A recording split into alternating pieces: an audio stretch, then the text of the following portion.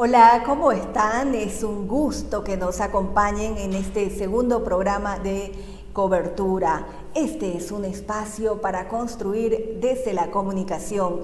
En esta edición hablamos del sistema de salud en Bolivia, la fragilidad de este sistema que de alguna manera ha disciplinado a los eventuales pacientes a convivir con limitaciones en los servicios que se registran en diversos hospitales públicos de Bolivia. Algunos no resistieron las batallas y fallecieron. Solo en el caso del coronavirus, más de 7.000 personas murieron. Para los representantes del sistema de salud en Bolivia, creen que se trató el tema de salud como un simple discurso, no con una mirada para construir y aportar al sistema de salud.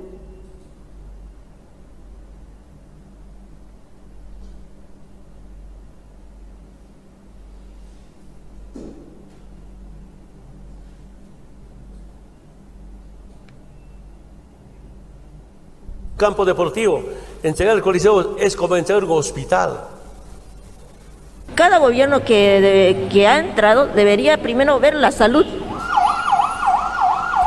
Esta mirada superficial y carente de políticas de salud agravó por más de una década la crisis del sistema de salud en todos sus niveles, dice Ernestina Colque Martínez, madre de un hijo internado en terapia intensiva en el Hospital San Juan de Dios de Santa Cruz. Ella, por la enfermedad de su único hijo Carlos Eduardo Salvatierra, vive en la puerta del hospital. Teme que en cualquier momento le comuniquen que por falta de equipo o medicina su hijo no presenta ninguna mejoría. Sinceramente con los medicamentos estoy así como sea, pero le estoy consiguiendo de donde sea, pero me piden 18 ampollas que cuesta cada uno a 35 bolivianos.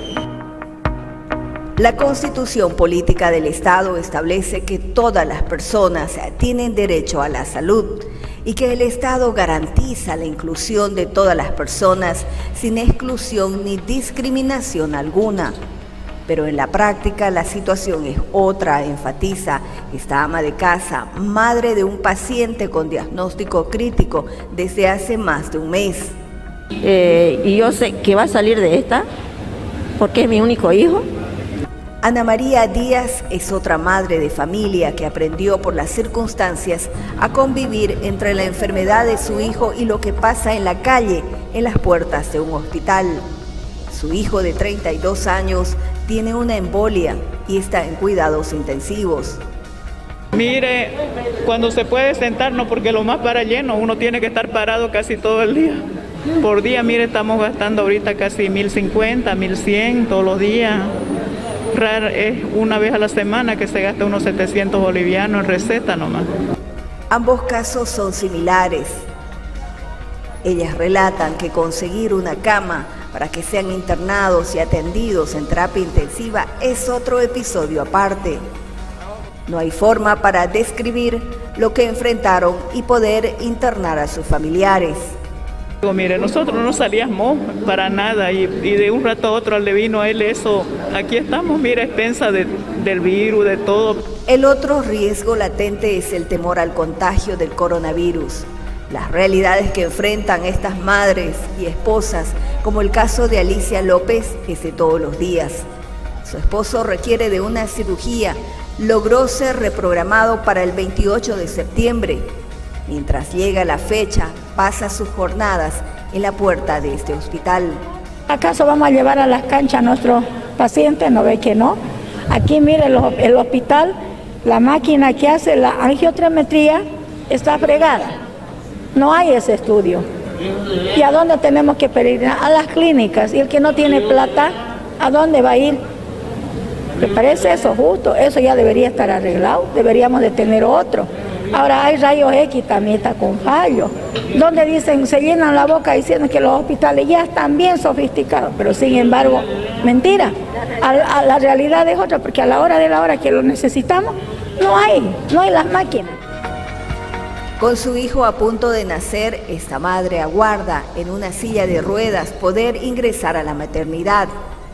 A pocos metros hay una fila para el ingreso y posterior atención. Sí. ¿Cuántos meses tiene? El problema es estructural, sin políticas claras en el área y sin recursos, expone Gustavo Sulzer, médico gastroenterólogo con varias décadas de experiencia. Pero estamos mal en este país, pues los médicos y la población no tenemos hospitales completos, ni tenemos medicamentos, ni tenemos equipos, no tenemos nada. No somos magos para curar, ¿no? Estudiamos, pero no somos magos para tener los implementos.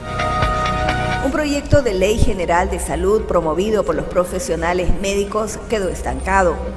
A menos de 3 semanas de los nuevos comicios presidenciales, médicos y personal de salud observan que los partidos no tienen una propuesta clara y específica. Esperemos que el próximo gobierno, sea el quien sea, pues que mejore la situación, ¿no? Con la pandemia del coronavirus, se desnuda la situación de los hospitales en Bolivia. Ha colapsado. Hay filas de madrugada para obtener una ficha para atención y lo más grave, en algunos casos, meses para recibir la atención de un especialista. Cambiar el sistema de salud con una ley es la única salida, enfatizan. Se trata de visibilizar propuestas reales o de lo contrario el sistema seguirá obsoleto.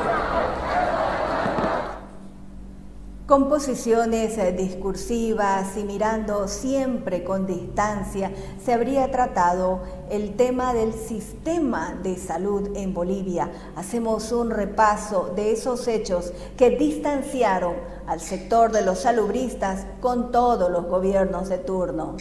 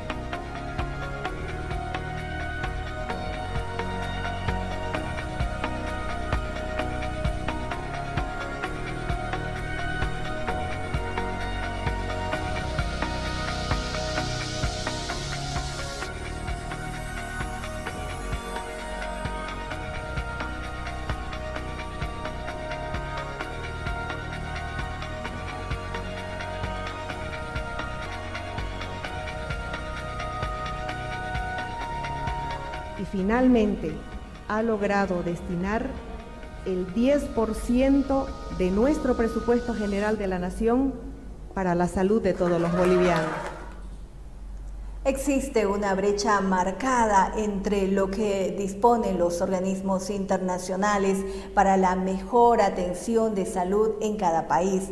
Por supuesto que esta brecha aún está latente mientras no exista un cambio de paradigma, una nueva ley para la salud, como proponen los galenos en todo el país. Consideran al mismo tiempo que el 10% de presupuesto que ha sido aprobado no corresponde porque la situación solo será un paliativo eventual.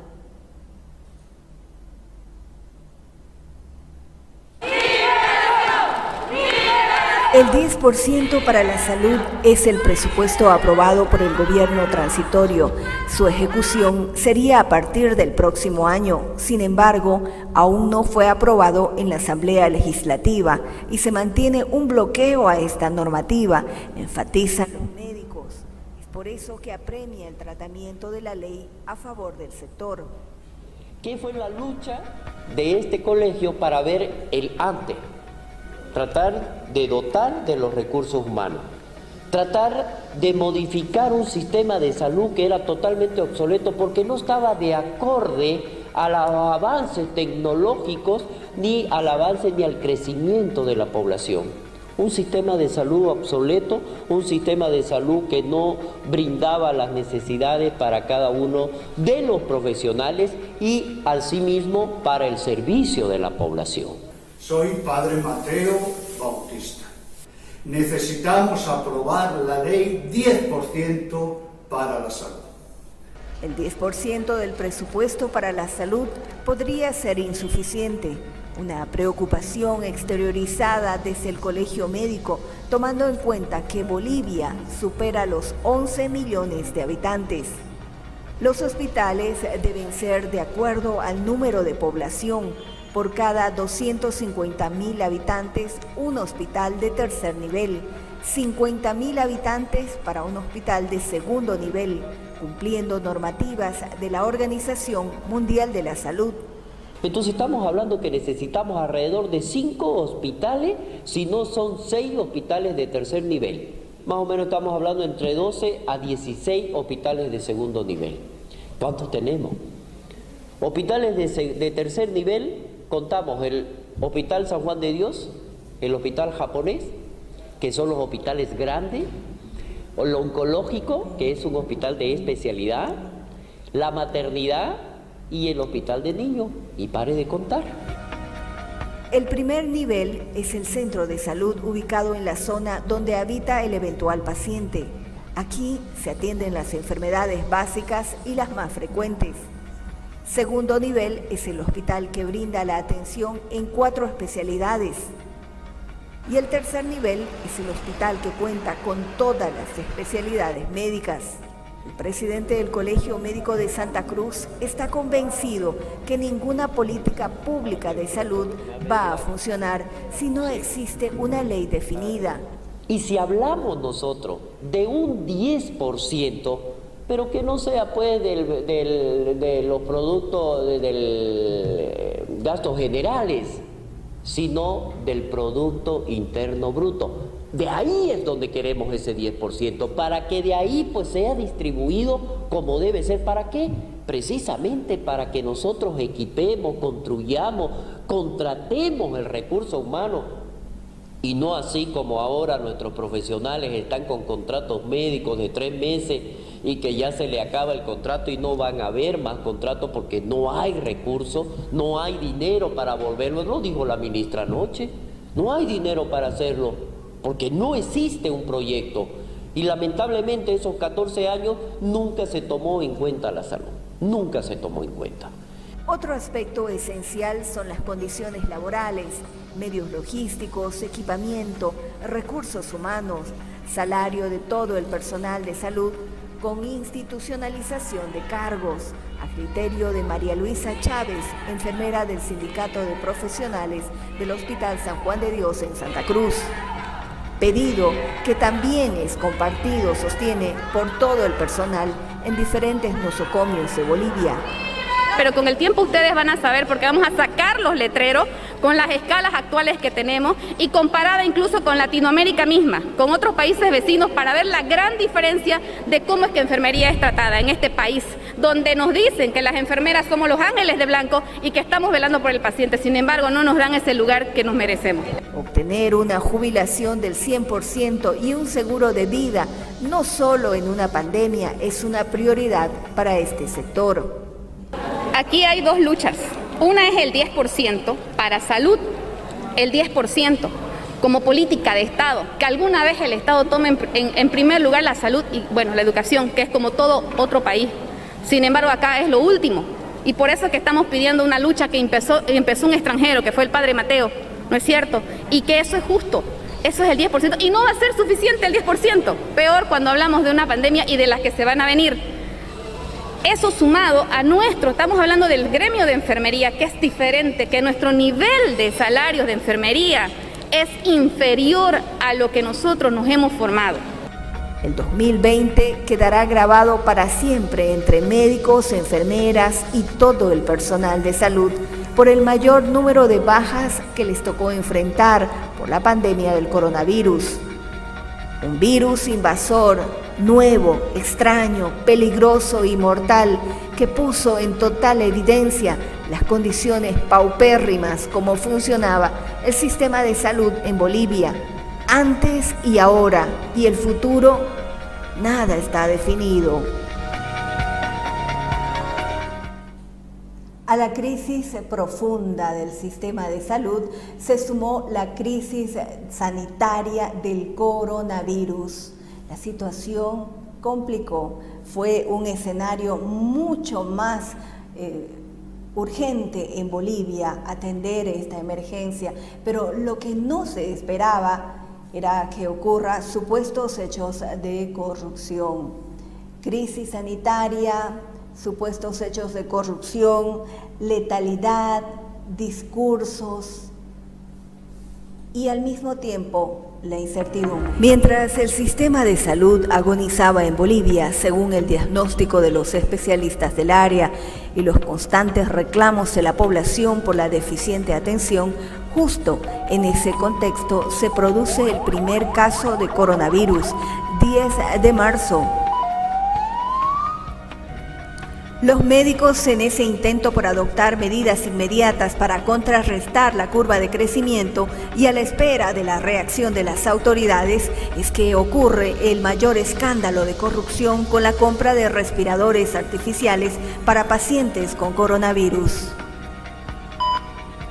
El ministro de Salud, Marcelo Navajas, fue detenido, enviado a la cárcel, luego excarcelado. Está con arresto domiciliario en una investigación sin concluir y con muchas dudas sobre el origen. Como testigo de la investigación apareció el embajador de Ciencia y Tecnología Mohamed Mostajo, manifestando que no tuvo participación en la compra con sobreprecios de los respiradores.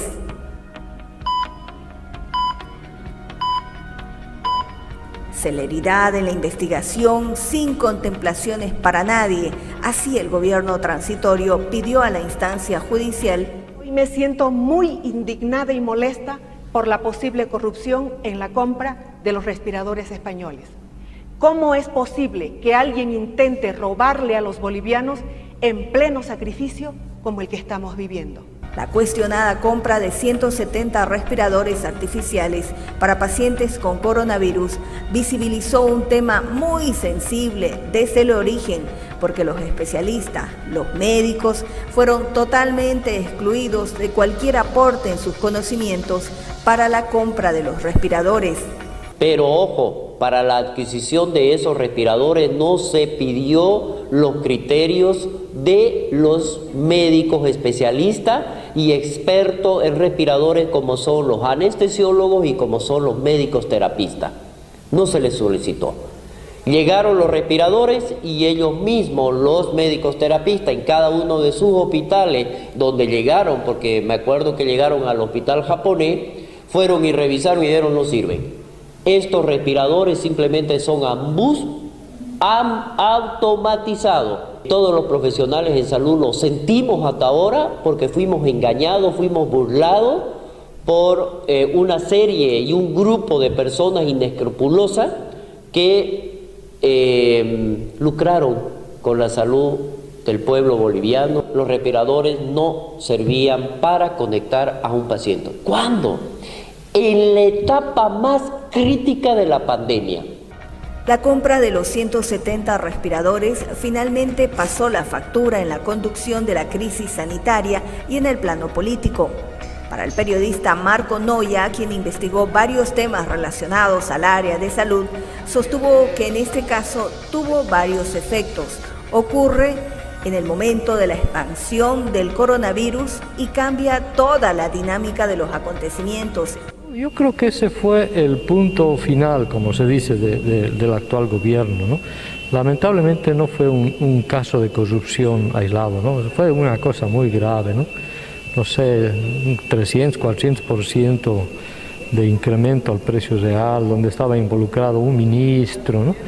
Si bien la pandemia del coronavirus es nuevo y enfrentarlo también lo es, eso no los excluye de la responsabilidad a quienes pretendieron obtener beneficios con los respiradores españoles por una suma de 4.7 millones de dólares, lo que implica un monto 4 veces mayor al precio comercializado en el mercado, remarcaron los médicos en Bolivia.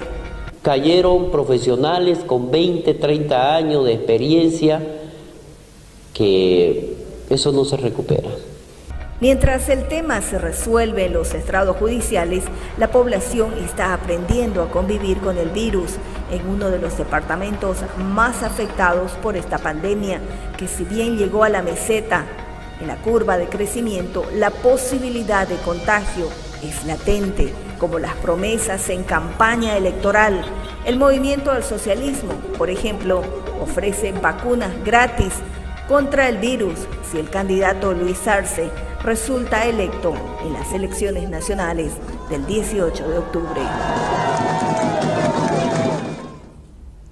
Y en el sector de la entrevista precisamente hablamos de uno de los fármacos antiparasitarios para animales y para humanos que logró restablecer la salud de más del 50% de la población en la capital oriental.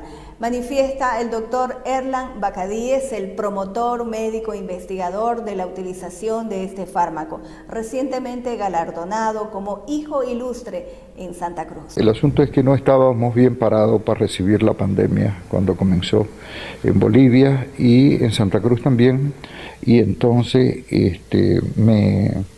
me incomodó, me inquietó, me sentía mal como médico, me sentía mal como cruceño, como persona. Yo que conocía la ivermectina desde el año 90, de los años 90 del siglo pasado, hace casi 30 años que la había utilizado, entonces yo dije, esto nos puede ayudar, y yo la he manejado. Entonces como sé que es un medicamento que no hace daño, es un medicamento viejo, es un medicamento seguro, es un medicamento barato, es un medicamento que hay en todas partes, es un medicamento que se lo puede prescribir por teléfono, no hay reporte de nadie que se haya muerto directamente por el efecto de la ivermectina. Pues lo único que faltaba probar era cuán efectivo era y cuál era la dosis más efectiva para este virus en este momento en humanos, ¿no? Y ese fue el trabajo, el proyecto que nosotros hicimos, que no lo realizamos hasta ahorita, porque se necesita mínimo $50.000.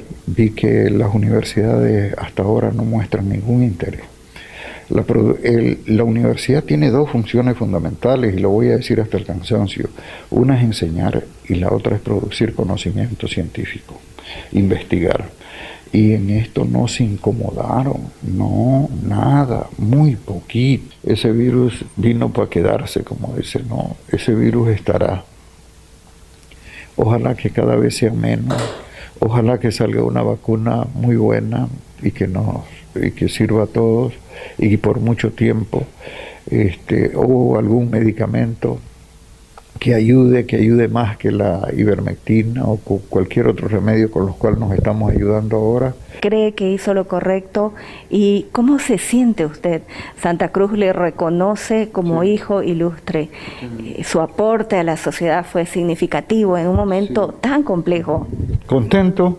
Fíjese que más de la mitad de la población del Oriente ha tomado ivermectina. Tomar decisiones en el momento, cuando hay mucha tensión, cuando hay mucho miedo, cuando hay muchos muertos, cuando hay muchos enfermos, cuando uno ve que todo está lleno, las terapias intensivas llenas, los respiradores faltando.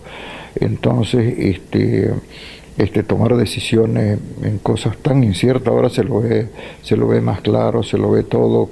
Lo que podemos decir es que no nos equivocamos, las equivocaciones que hemos tenido son mínimas para los beneficios que se han conseguido. Y lo que es importante es hacer que las autoridades políticas y todo, ellas hagan prevalecer lo humano. Eso es, porque en estas epidemias tiende a prevalecer lo irracional. Mientras usted intentaba que la población pueda recibir ese tratamiento, salvar su vida, porque era muy grave ese momento en esos meses, paralelamente se esperaban respiradores, que era la parte logística, y ahí ocurren hechos de corrupción. ¿Cómo observó usted esto? Usted ve, ¿no?, cómo hay personas que, podríamos decir, se aprovechan de semejante situación. Eso en otras épocas, en otros momentos, se considera traición a la patria, ¿ya? Y esas personas tienen que sufrir el castigo que les corresponde. En lugar de comprar respiradores, hubieran preparado a la gente. Todo lo que tenga relación, o como dicen, los que tenían que estar en primera línea. Una de las cosas que yo no quería es que los médicos y las personas que cuidan a los pacientes no se acostumbren a ver sufrir ni a ver morir, porque yo he visto morir mucho, pero no estoy acostumbrado. Siempre he luchado igualito por cualquier paciente que está sufriendo o que está con riesgo de morirse. Entonces el médico bueno, el que realmente tenía que ser médico, no tiene que acostumbrarse a ver sufrir.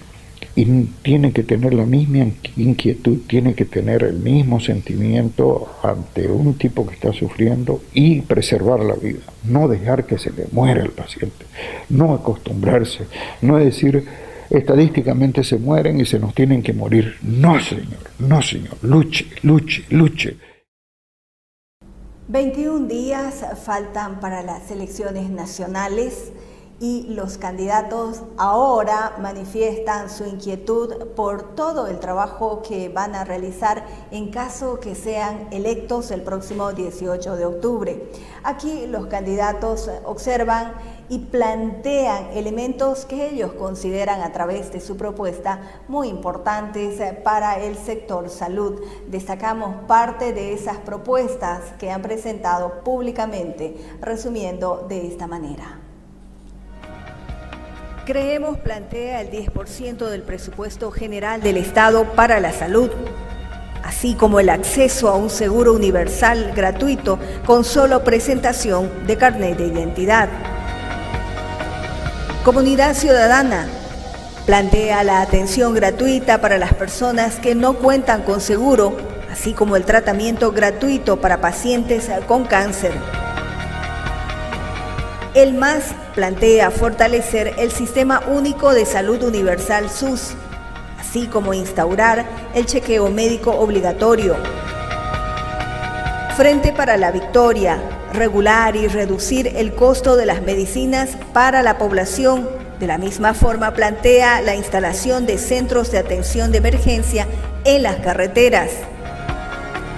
Libre 21, en relación a la salud, plantea la creación de un programa de desarrollo integral para disminuir la desnutrición, así como la creación de un Instituto Nacional de Salud Pública. ADN plantea un plan integral de atención a la salud y reformas a la seguridad social. Mientras que PANBOL, la vigencia de un sistema nacional de seguro de salud y la modernización de equipos de laboratorio e infraestructura. Una señal importante para ejercer democracia, por supuesto, será acudir el próximo 18 de octubre para votar. Más de 7 millones de bolivianos han sido habilitados para sufragar y, por supuesto, los candidatos aceleran en la ciudad y en el área rural todo lo que es el movimiento de su campaña, tratando de seducir al electorado, y ahora vuelcan su mirada al sector salud. En ese resumen presentamos la propuesta de los candidatos. Y aquí hemos concluido esta edición. El próximo sábado volvemos. Les agradecemos por acompañarnos. Muchas gracias. Buenas noches. Hasta pronto.